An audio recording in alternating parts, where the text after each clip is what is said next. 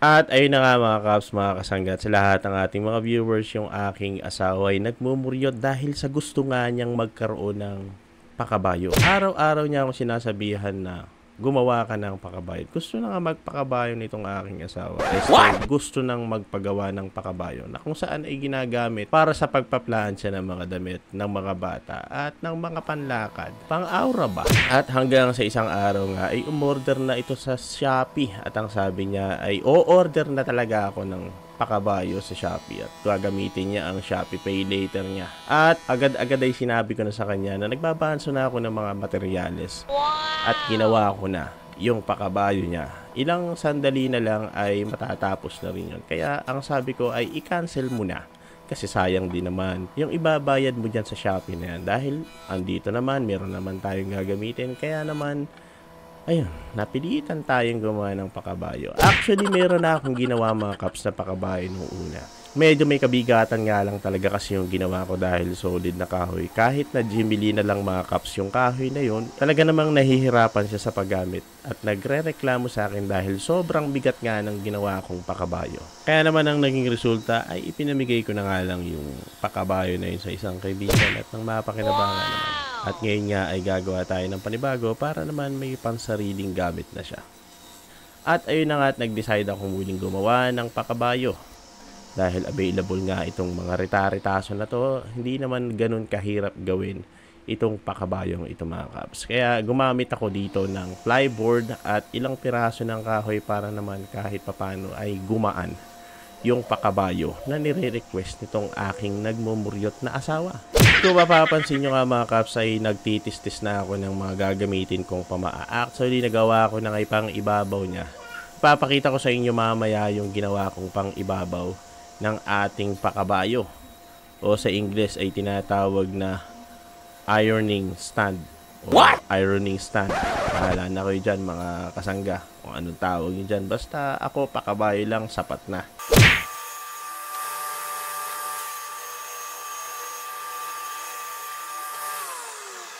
At eto na nga yung ginawa kong pakabayo mga kaps. Nakita nyo, plyboard na perma-ply lang ang ginamit ko sa ibabaw niya. At kinamitan ko nga siya ng mga round bars. Ayan, pinutol ko lang yung mga yan. Medyo may konting kalawang pa nga. Pinutasan ko lang at sinaksak ko dun sa mga butas na pinagbutasan ko ng handrails. Para naman maipasok ko yung mga bakal na yun na siyang magiging patungan ng ating plancha kapag ka ginagamit na siya. Obligado kasing bakal ang gamitin kasi mainit nga yung plancha. Baka kasi mapaso kay kasalanan ko pa. Nasisim pa ako, di ba? At ayun na nga at natistis ko na nga yung mga pamaan na gagamitin natin. Pero syempre kailangan ko muna itong kinisin, tuwirin kasi medyo bumaluktot ng konti yun sa pagkatistis. Para hindi masyadong masakit sa kamay, baka mahawakan makahiwa pa o masalubsob pa yung kamay. Kaya kailangan kinisin natin. Paikot yan mga kaps. Ginamitan nga natin siya ng table planer kasi mas maginhawang gamitin ito kumpara sa hand planer at mas mabilis pang dihamak kapag nag-planer ka ng mano-mano lang. At ayan nga, dire-diretso lang ang ating pagpe-planer hanggang sa makinis natin yung apat na paang kakailanganin natin sa pagbuo nitong pakabayong ito. Paalala lang sa mga caps natin ang paggamit nitong table planer o jointer planer ay medyo delikado. Kaya naman doble ingat tayo sa paggamit nitong jointer planer kasi may mga experiences na tayo na nagkaroon ng injury. Paalala lang doon sa mga caps natin ay ingat tayo sa paggamit ng mga power tools yan kasi delikado. Maaari tayong maputulan, masugatan yung ating mga kamay kaya yun, doble ingat tayo mga kaps. Shoutout nga pala sa lahat ng ating mga viewers, lalo na kay Mang Benro na nandyan ngayon sa Fort Magsaysay, Nueva Ecija. Shoutout din sa lahat ng ating mga viewers na ngayon ay nakatunghay sa pagbuo natin itong misteryosong pakabayong ito. Dire-diretso ka natin itong tutuwirin at kikinisin hanggang sa matapos natin yung apat na mga paa na gagamitin dito sa ating misteryosong pakabayo para mawala na yung muryot ng aking misis.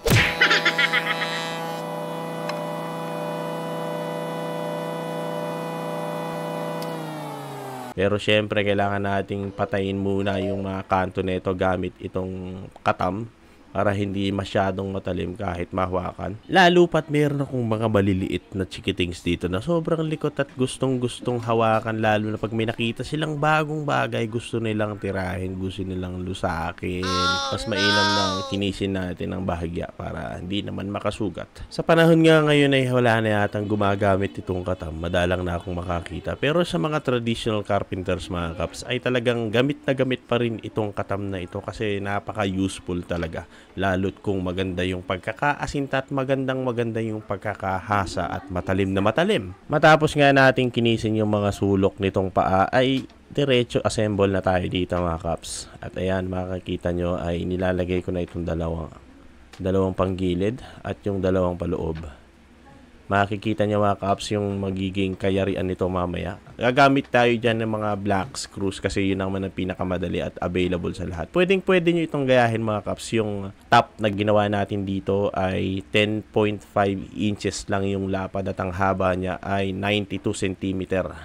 Yung haba nitong mga paa na ito ay 37.5 inches. Basta ang mahalaga ay hindi siya bababa ng 80 cm yung taas kapag ka nakatayo. Pero pwede rin naman natin siyang ibaba para kung sakaling gusto nyong maupo ay pwede nating i-adjust sa mas mababang posisyon yung ating pakabayo. Mapapansin nyo nga dito sa part natin mga kaps ay binibilog ko na yung mga dulo ng paa ng ating pakabayo. Kailangang matanggal yung mga kanto niyan para kapag inikot natin yung paa ay hindi siya sasagko dun sa top natin. Kailangan natin gawin yan. Parang gumawa ka lang din ng folding table. Kailangang bilog yung mga dulo sa ibabaw.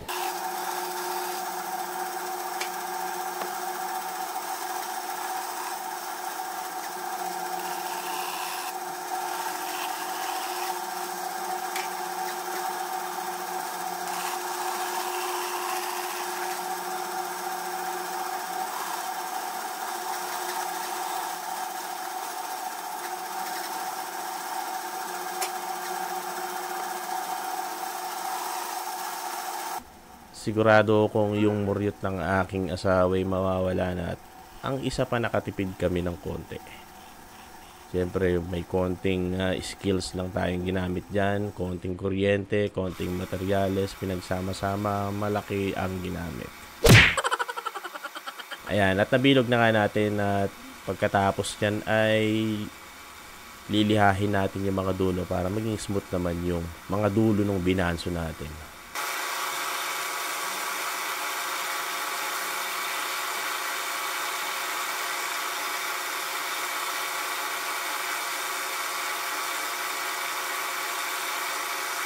At ito na nga yung finished product nung apat na paa matapos nating ibanso at kinisin yung mga dulo. At ngayon naman ay gagamit tayo dito ng uno media na black screw. Ang ginamit ko nga pala sa una kong ginawang pakabayo noon mga kaps ay wood tech screw. Ngayon naman ay black screw na lang ang ating gamitin para medyo mas magaan. Para dun sa mga joints nung leg ng ating pakabayo.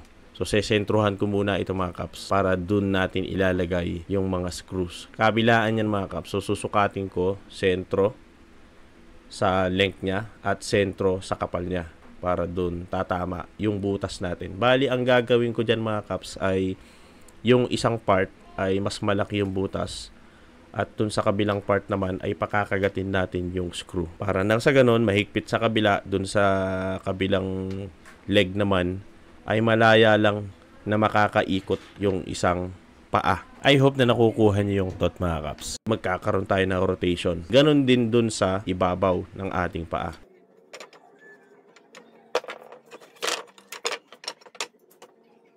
Gamit nga itong screw machine ay bubutasan natin kabilaan. Kailangan hindi ito magilid yan kaya sinasalubong ko mga kaps yung pagbubutas. Ang ginamit ko nga dyan na drill bit size mga kaps ay 1/4. Para malayang makagalaw yung black screw natin dun sa isang side and then i-fix naman natin dun sa kabilang side para yung isang leg ng ating pakabayo ay magro-rotate.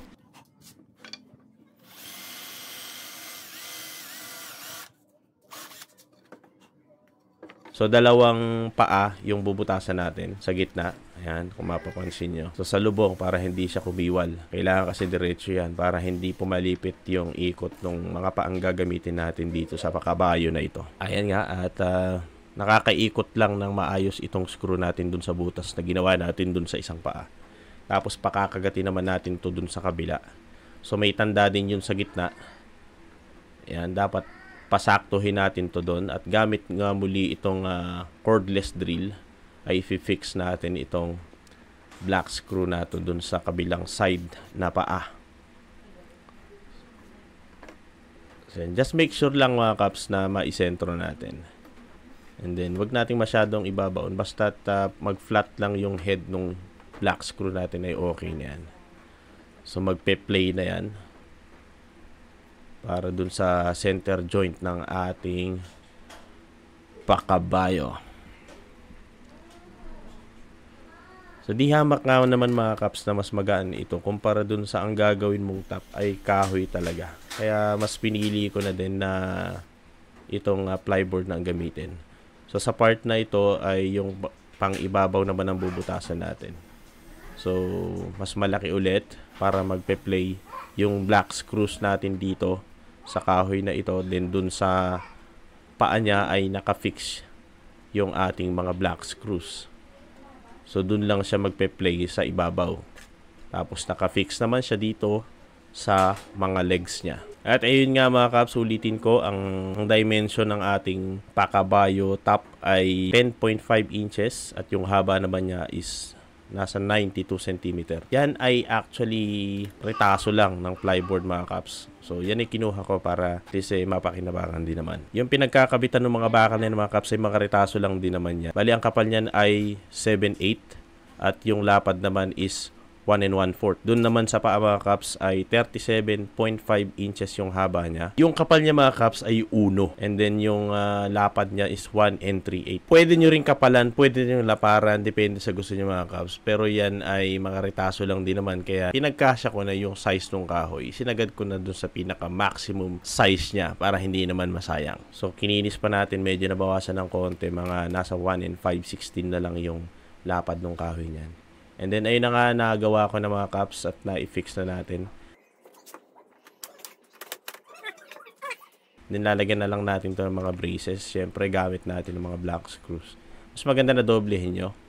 At yan, ginamitan natin ulit ng cordless drill para butasan yung pagkakabitan nitong ating mga black screw. So, para hindi siya pumutok.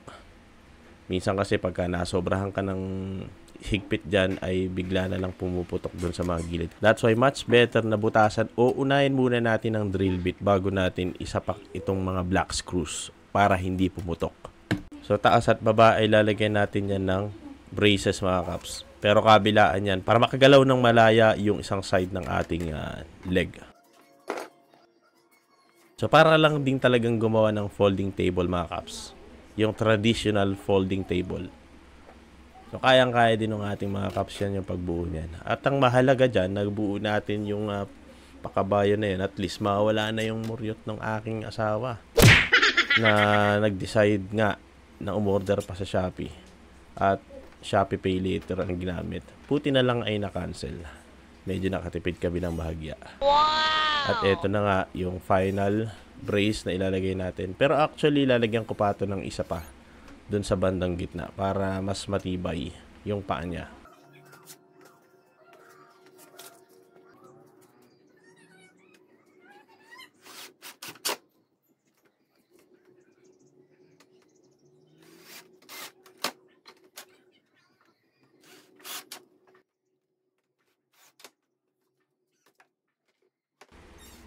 Stopper na lang ang kulang mga kaps and then we're good to go. Yung sa center ay lalagyan pa natin ng brace para mas matibay yung leg ng ating pakabayo. Siyempre, gumamit tayo din ng Pioneer wood glue mga kaps para mas madikit. At siyempre, ginamitan pa rin natin to ng black screws, 3 dito sa stopper na to. Kung mapapansin nyo, nilagyan ko ng chamfer yung magkabilang dulo para mas madaling pumasok yung paa pag itiniklop na natin mga kaps. Konting galaw-galaw para maisentro. So, ginuhitan ko na muna yan bago ko i-screw para sureball na sureball. So, yan yung unang step. Talagyan ko pa ng isa pa para mas mapababa natin yung height. Yan yung standard na height niya. And then, lalagyan ko pa ng isa pang stopper para kahit nakaupo, pwedeng gamitin mga kaps. At ayun na nga, halos tapos na itong ating pakabayo. So actually gusto ko pang lagyan ito ng foam at cover. Gagamitan na lang natin ang tacker, kaya lang sabi ng aking nagmumuryot na asawa ay wag na. Dahil lalagyan mo rin naman yan ng kumot. Kahit di naman yung nabibili sa Shopee, Lazada ng mga pakabayo, kahit na may foam yun nakasama, ay nilalagyan pa rin natin ng kumot o di kaya naman kung anong cover na ilalagay natin bago natin gamitin. At hanggang dyan na lang nga mga kaps, at nagpapasalamat ako sa inyong lahat dahil sa patuloy na pagsuporta nyo, at syempre nawala na yung muryot ng aking asawa dahil finally nakapagpakabayo na rin siya. Nagkaroon na rin siya ng pakabayo. Ano kaya magandang title nitong video na to? Comment down below nga mga kaps.